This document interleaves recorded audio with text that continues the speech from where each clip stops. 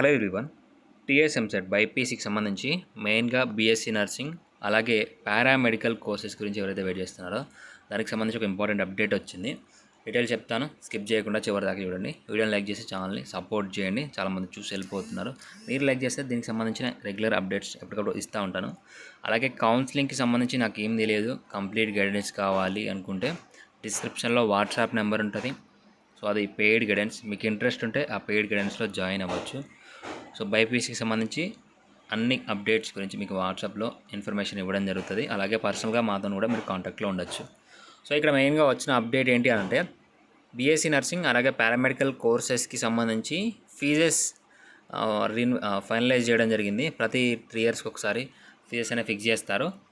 So BSc నర్సింగ్కి సంబంధించి minimum previous year మనకి 24,000 fee ఉండే కోర్స్కి సంబంధించి ఫీజు, దాన్ని 45,000గా మాడిఫై చేయడం జరిగింది. అలాగే బి కేటగిరీకి సంబంధించి ఫీజు అనేది 90,000గా ఫిక్స్ చేయడం జరిగింది. కేటగిరీ అంటే మనం కౌన్సిలింగ్ ద్వారా వెళ్తే 21,000 ఫీ పే చేయాలి. లేదు వితౌట్ కౌన్సిలింగ్ డైరెక్ట్గా కాలేజ్లో జాయిన్ కావాలి మేనేజ్మెంట్ కోటాలంటే 90,000 అనేది బీఎస్సీ నర్సింగ్కి ఫీ పేమెంట్ అయితే ఉంటుంది. నెక్స్ట్ పారామెడికల్ కోర్సెస్కి సంబంధించి ఏ కేటగిరీ అంటే త్రూ కౌన్సిలింగ్ ద్వారా వెళ్తే 21,000 ఫీజు అనేది పే చేయాల్సి ఉంటుంది. అలాగే 21,000 నుంచి 30,000 వరకు పెంచడం జరిగింది.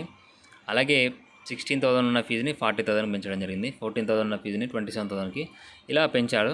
అలాగే బి కేటగిరీకి సంబంధించి ఫీజు అనేది ఏ కేటగిరీ ఫీ కంటే డబుల్. అంటే సపోజ్ ఇప్పుడు ఏ కేటగిరీ ఫీ అనేది 21,000 ఉందనుకోండి.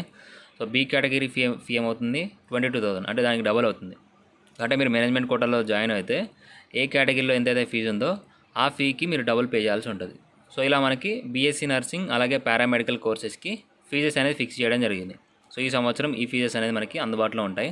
అలాగే ఈ ఇయర్ నుంచి మనకి 2026 వరకు ఇవే ఫీజెస్ అనేది ఉండడం జరుగుతుంది. సో కౌన్సిలింగ్ స్టార్ట్ అవ్వడం కంటే ముందు మనకి కాలేజెస్కి సంబంధించి అఫిలియేషన్ అలాగే ఫీజెస్ ఫిక్సేషన్ జరుగుతుంది. సో కాబట్టి కౌన్సిలింగ్ కూడా మనకి ఒక 1 మంత్లో స్టార్ట్ కావడానికి అవకాశం ఉంది. సో ఏ అప్డేట్ వచ్చినా ఏ ఇన్ఫర్మేషన్ వచ్చినా మన ఛానల్ అప్డేట్ చేస్తాను. అప్పటివరకు ఛానల్ని సబ్స్క్రైబ్ చేసుకుని నోటిఫికేషన్ ఆన్లో పెట్టుకొని ఛానల్ ఫాలో అవ్వండి. అలాగే డిస్క్రిప్షన్లో టెలిగ్రామ్ ఛానల్, వాట్సాప్ ఛానల్ ఉంటుంది. ఏమైనా క్విక్ అప్డేట్స్ వస్తే అందులో మెన్షన్ చేయడం జరుగుతుంది.